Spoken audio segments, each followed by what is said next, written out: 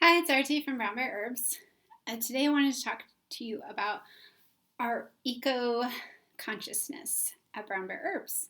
I'm the owner of Brown Bear Herbs, so I'm the one who's making these decisions. Right now it's just me, and I really care about the environment, and I care for so many reasons. I care for like habitability for people, and I care because of personal relationships I have and form through it's kind of spirit consciousness. So my connection with plants and animals makes me more empathetic to like what plants and animals are experiencing as a result of our decisions that are compromising the habitability of the earth because of a global warming and extinction, stuff like that. And I'll share with you one experience that I had a long time ago that really informs the decisions I make at Brown Bear Herbs. And that is a long time ago, I had a dream of the pudu, which is the world's smallest deer. And at the time, I was a taxi driver in Iowa, which definitely had its times of being very dangerous with lots of drunken passengers and no legislation, no rules about how many you could fit in your car, and people cursing at me and people vomiting. And then, and then there were like the times when you just be like out in the middle of nowhere and driving for extended time periods through cornfields. So the dream was a little bit more of like the latter, where I was driving on a kind of quiet highway, and the pudu, who's about like I'd say like 25 to 30 inches tall, I think at full grown size, the pudu kind of flagged me for a ride, and he got in to the car, and I was just in my regular car. And I was off duty, accepting rides from small deer only. And the pudu got in, and the pudu was like, "Yeah, I'm having a problem, and I thought that maybe you could help me, and maybe you could help because you are similar to the problem I'm having." And like after the dream, I kind of did some research, like what's going on in the pudu's life. The pudu is endangered. The main problems the pudu is having is human encroachment, like destruction of the rainforests, along with things like pests and stuff like that. But I was assuming that the pudu was referring mostly to the human encroachment and all the deforestation. Number one thing you can do to save the pudu is to buy and use recycled paper. So I did a little fundraiser back then, and I'll show you a picture of it. In fact, I bet it's already there, of this little notebook I made with an illustration I did of the pudu and asking to help save the pudu, and it was made with recycled paper. So that was me, like, I don't know, 20 years ago when that was what I could do. And I think I made like $200 for the pudu with those little notebooks. I took the $200 and sent it to the Nature Conservancy for Peru, which is one of the areas that the pudu lives in.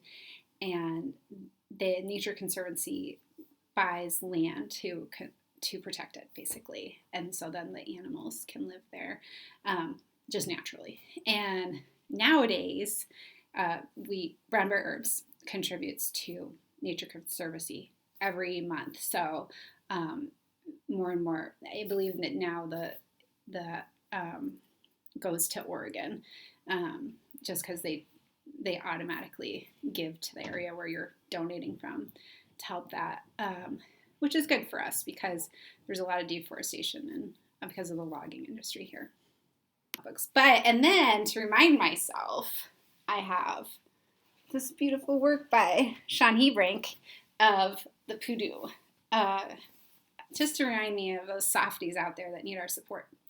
So one of the main things that I work on for sustainability for Brown Bear Herbs is paper. So we have our box trays and wraps that are made from 100% recycled content, and they are made The paper is not made in Portland, Oregon, but cut and printed in Portland, Oregon.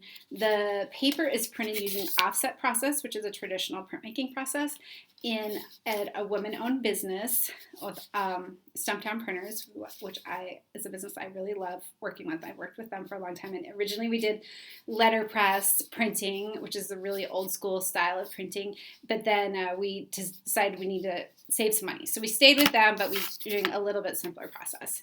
But we love them, and we love that they can provide us with all recycled paper for you guys. So that's actually one of the most expensive part of our product, but it's because we want to do it locally.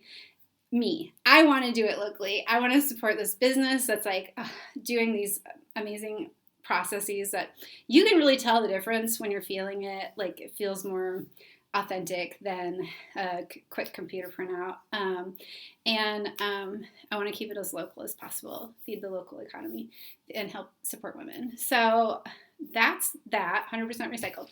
Then we get a lot of our stuff printed, like these are our crutches, which turn into little messages at the bottom of the classic cigarettes. Those are, and the other things that we get printed locally by like regular printers, it's through a Minuteman press. It's a Asian-owned business, Asian American-owned business, and we had a great experience with them. We've been working with them for years, and they provide us with the 100% recycled paper. And then we do get some stuff printed, like our cards that are not printed locally, but they are on recycled paper. So far, 100% for the pudus. And then we work with a local box, a box producer, vendor locally in town, woman-owned business, and the boxes have a high recycled content because corrugated cardboard generally does, but so far I've not been able to get something that is more recycled than like normal corrugated paper. I keep my eyes and ears open looking for those opportunities, but that's, if you have a tip for me where I can get more recycled content in my boxes, I would love it, and I will just tell them, and then they'll order them for me. And I love working with that company, Carton Service, Portland, Oregon. Great. They are a great alternative to Uline, which is a really big company that's just in Seattle, but they contribute a lot to really conservative political organizations and missions. So I'm happy to work local women-owned business and get better deals and better vibes.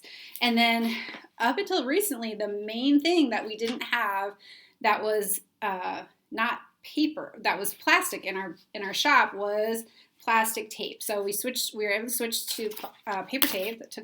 You wouldn't be surprised how some of these little things are actually kind of tricky to do. And then we have two products that kind of look like they contain plastic. I can only find these on one place, but they are not actually plastic. I guess I don't know, maybe they're compostable, made with, I believe, corn, some sort of corn thing going on there. So they're compostable. And this just has a clear window. And again, the entire lining is actually coated with that material, and it's compostable. So happy about that. That took a long time to find pouches and clear sleeves, because you guys really love our 5-packs, and I didn't want to totally deprive you of them, but it took a long time to find something that felt good to me. So we have that now, and so we can feel, I think that's all the plastic that we used to have in the shop. I think it's gone. Trying to think if there's any, you know what, the only thing, we also have labels that we put on our tea bags, roll your own bags, like adhesive labels, and those are printed on recycled content. So theirs are made recycled with recycled paper, and then the only thing really that we have that is still plastic are little logo stickers, which I'm really sorry, but not sorry, because I think you like them and I like them too. But that reminds me that I should come up with a better option for that, because there's got to be a way to have something fun that is better for the environment. And then I'll just say a little bit off topic, but it's still really, it's on topic for the environmental stuff, is that we source most of our herbs. Our herbs are grown all around the world. Like, realistically, there's not enough farms. Like, there's farms in Oregon, but they can't grow all the herbs. And if this last year with the pandemic taught herbalists anything, it's just like how we don't have that many herbs to work with. And so the herbs are grown all over the world, and there's still shortages. This year there were a lot of shortages because of people's demand was like really high. They wanted a lot of lung herbs, and we use a lot of lung herbs. Mullein was like sold out for a long time last summer. It was very intense for me, but it worked out. I was a little bit nail biting, but we got the herbs when we needed them. But there are a lot of other lung herbs that were like violet. That's still like almost impossible to get. That's in our True to You. So a lot of people are wondering, well, when's your True to You filtered coming back? Well, when the violet comes back. And but yeah, there were several herbs. Lobelia, that's one that's good for your lungs, and asthma, and that was really sold out. Like, people were trying to take care of their health, so it just got hard to get everything that we wanted to get for a while. So there's not enough in the world, let alone in Oregon. But we go through distributors, Mountain Rose and Pacific Botanicals, for I would say 96% of our herbs, and actually starting to work with some smaller direct companies. Including a woman-owned company that I'm not remembering the name right now, but I will tag them. And that gives me a lot of pleasure to work more individually with people, and also to know who's doing it and get it a little bit fresher, because I'm really finicky about the age of the dried herbs. I want them to be as fresh as possible, but just want you to know that we're doing our best to source things as locally as possible, and from people that we feel good about who they are, who they represent, that we're being equitable as we can be with the knowledge that we have about the companies, and that we're just trying to make the most responsible decisions we can with the little operation that we are. And it's because I love this planet. It's because I love the pudu. It's because I love my child. I want her to have a happy life on a happy earth.